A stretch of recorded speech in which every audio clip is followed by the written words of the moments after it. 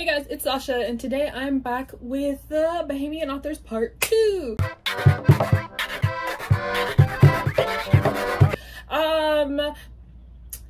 don't really know if I would call that video that though. Like, my first video was about Bahamian authors, and I was talking about the books that they did. I kind of want to call it Bahamian authors and Bahamian books, but either way, you know, I just kind of wanted to shift it to more like Bahamian stories. I do want to focus on stories written by Bahamian authors that might not necessarily be about the Bahamas, but just to highlight Bahamian authors so that people can, you know, read more diversely. But I shall be going back to school soon, within the next 2 weeks, so I might do a move-in vlog, and I'm also going to be doing a non-bookish video talking about transitioning from homeschooling to college and my experience with that, how I adjusted, how it affected me, different things like that. But yeah, on to the videos. Onto the authors. I will leave all the different genres and the timestamps that I talk about them down below so that you can skip to whatever genre that you're particularly looking for. So yeah. So the first genre we're going to be talking about is children's books, and I have Trapped on Cookie Island by Terry M. Bethel. It's written by her and her husband. I really forget what her husband's name is. I think it's also something with the T. It's like Terry and... but you know, I'm not gonna lie, I can't remember. I'm gonna look it up. Tellis, that's what his name is.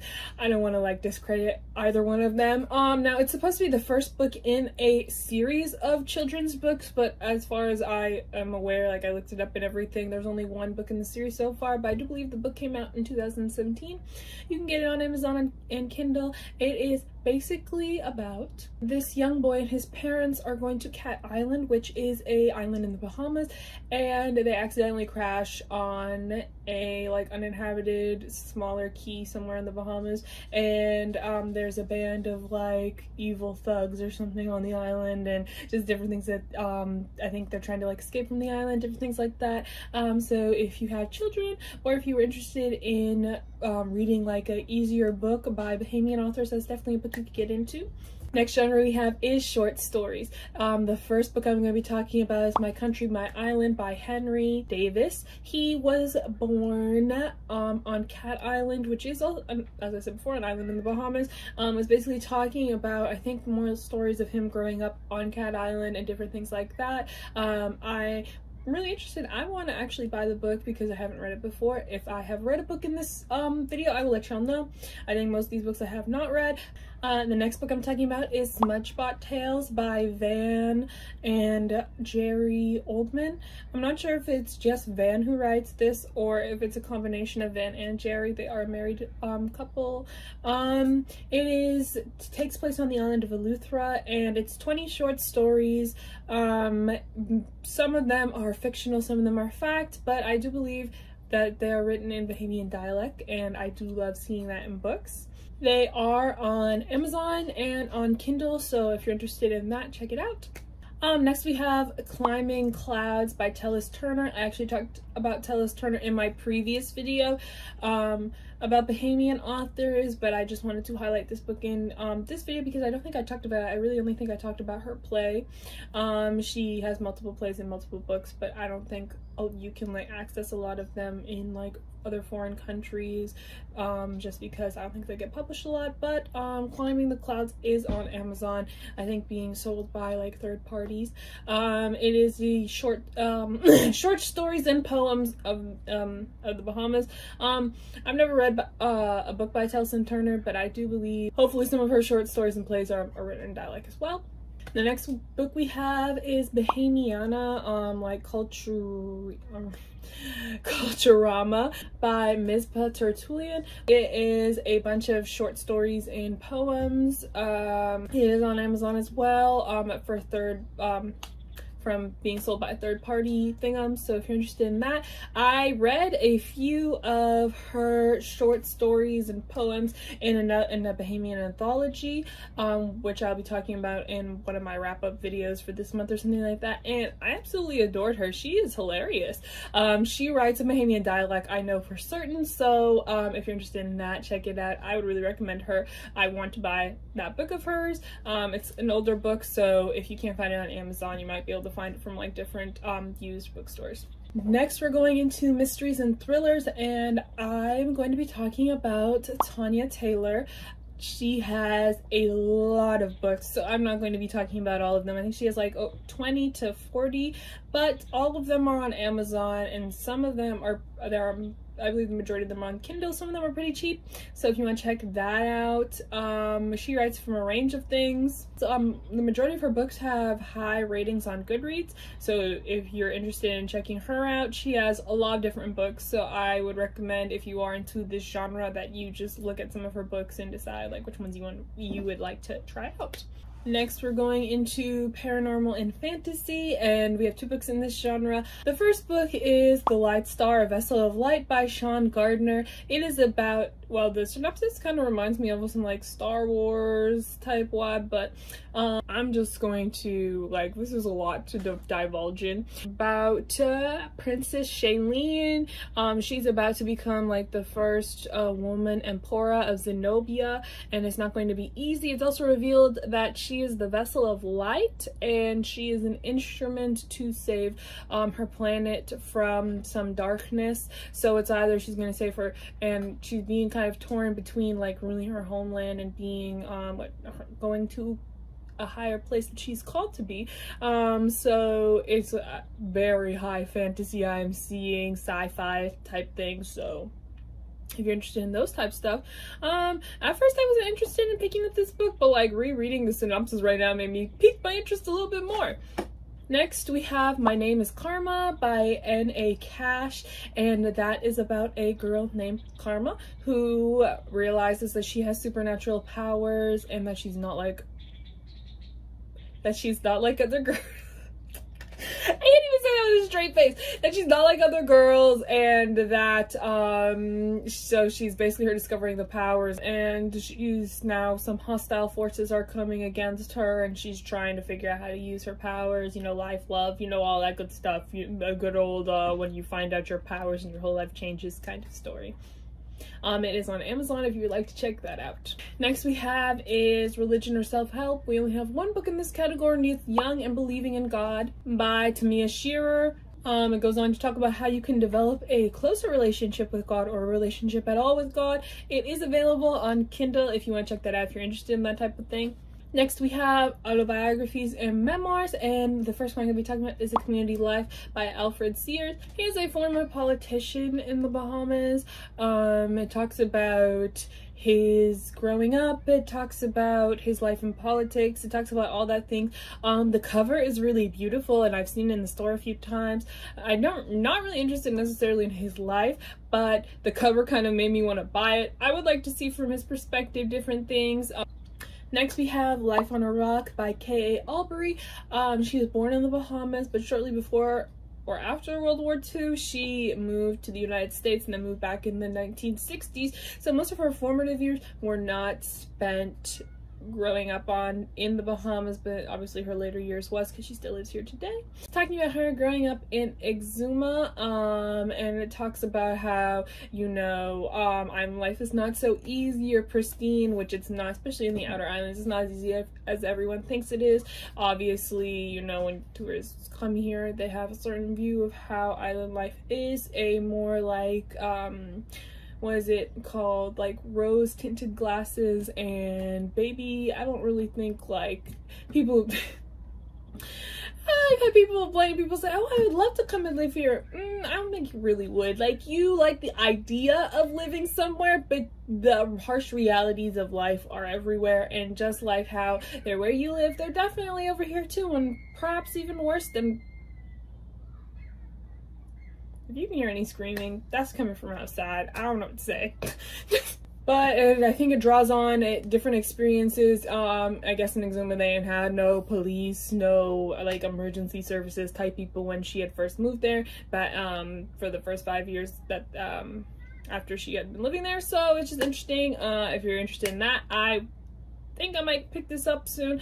I know Karen from Run Right Reads had picked it up for Read Caribbean Month, which was in June. So I didn't really hear her talk about that, so I don't know if she actually read it, but it's kind of interesting. Next we're going on to history / historical fiction. The first book I'm going to be talking about, and that is A Walk Through Kemp Road by Philippa Taylor. It is about a community on the island of New Providence, and it's basically just talking about the people who live there, the buildings that are there, like kind of how the community grew and like what the people in the community did. It's kind of a dry read, so honestly, like, unless you're like really interested in Bahamian history, I wouldn't recommend it. But it was interesting to me and I enjoyed it. It wasn't exactly what I thought it was going to be. Next we have a Bahamian historical fiction novel called God's Angry Babies by Ian Strawn. It's highlighting 3 brothers as they grow up in Pompey Village and like the life that they have that tourists don't get to see. So it's highlighting things from I guess a Black Bahamian perspective, and I would like, it's on my to buy list, so I would love to pick that up and read it. Another book by Ian Strawn is Plantation in Paradise. As a long title, Plantation in Paradise, Tourism and Culture in the Anglophone Caribbean, and it basically is talking about it's examining poetry, plays, novels, travelogues, magazine ads, postcards, blah blah blah. It presents the links between a myth of a Caribbean paradise and the colonial ideologies and economics. So it's basically talking about how the Caribbean has a reputation for being a paradise and how things actually are, so how it's perceived and how things actually are. And I'm interested in that. I actually want to pick up both of his books right now. Like, they're on my to buy list. I'm sorry that you can hear Avatar playing in the background. It just be like that. But next, person I'm going to be talking about is Blessed is the Fruit by Robert Antonia. Even though he is rated as more of a Trinidadian author, he is Trinidadian, but he was mostly raised in the Bahamas. And I believe, like, if you live in a country, especially in more of your formative years, you kind of tend to take on the perspective of the people who live in that country and their certain views. So, you know, obviously I claim him, so yeah. But Blessed is the Fruit is about, it goes on to tell the lives of 2 women, a white mistress and a Black servant, and it goes on to talk about the Black servant Val now finds herself pregnant after serving her mistress for like 10 years. So that's like the launching point of the story, and I think it goes on throughout there talking about their lives. I find it pretty interesting. It is onto my to buy list, so I do want to, if I ever eventually get to it, buying it, then I'll definitely probably talk about it on this channel more. Next book I'm going to be talking about is Banetown by Cleveland Aeneas. I do want to buy this book. It is basically a history talking about Banetown, which is a community here in the Bahamas. It's a very old community that's been around since Nassau was first built and whatnot. Mostly the Black and or colored people used to live in that community, so it's basically highlighting that. Next we have Grand Bahama by Peter Barrett. Peter Barrett is one of the people who helped like map out and build Grand Bahama, well, build Freeport, which is a city in Grand Bahama. So it's talking about kind of how Grand Bahama became more developed, because it's more like this, like, New Providence is the main island with the main city, but Grand Bahama is like the second main island with the second main city. So it's talking about how that came about. And then the last book I'm going to be talking about is The Bahamas and American History by Keith Tinker, and that title is pretty self-explanatory. The Bahamas, whether a lot of people know it or not, has played a bit of a role in American history. The Bahamas helped with the development of Miami and the Florida Keys, especially Key West. It's played its part in during the Prohibition era. We used to help smuggle, you know, alcohol, liquor into and from America. Okay, yes, the Revolutionary War, we helped to play our part. A lot of British loyalists came here to the Bahamas. We have been, I can't remember, in one part in American history, we were like it was either the British Navy kept a lot of their ships here, or the Americans kept a lot of their ships in here. But anyway, the Americans have taken over us for like 4 days. I can't remember what point in history that was. I might put in the text down below. They took over us for 4 days for some reason. America does have a military base here on one of the islands, Andros, where they do some testing. I think it's like ships or submarines or missiles underwater, something like that. But they do have a base here currently. So yeah. So we have played our part in there. I think there's a few other things that he goes on to talk about, which I can't remember off the top of my head. For poetry, we have the complete works of Meta Davis Cumberbatch. It is compiled by Peter Maynard, but it is not only is it poems, it's essays, it's short stories, it's different things like that. I think you can perhaps find it on Amazon, but I did put it in the poetry category because it was the only actual book in this video that I'm talking about that had poetry in it. And then the last category which I'm going to talk about is kind of a new category. I didn't have it in my other video, was photo books. So I'm talking about 3 photo books. The first is Bahama Mama, Portraits and Wisdom from Bahamian Mothers of Bahamian Society, and it was compiled by Susie Whitehead. I don't actually know if she's a Bahamian, but I have seen this book around, and I want it so much. It has the different portraits of the women and then their advice or their stories talking about it, and it's like a good coffee table book, but it's also just a good book to have. Like, I really want that. Next is Bahamian Landscapes, an introduction to Bahamian geography by Neil Seeley, which you can find on Amazon. It's kind of basic. It's talking about our geography, location, different things like that. So if you're a little bit interested in that type of stuff, then I would definitely recommend that you check it out. Yeah.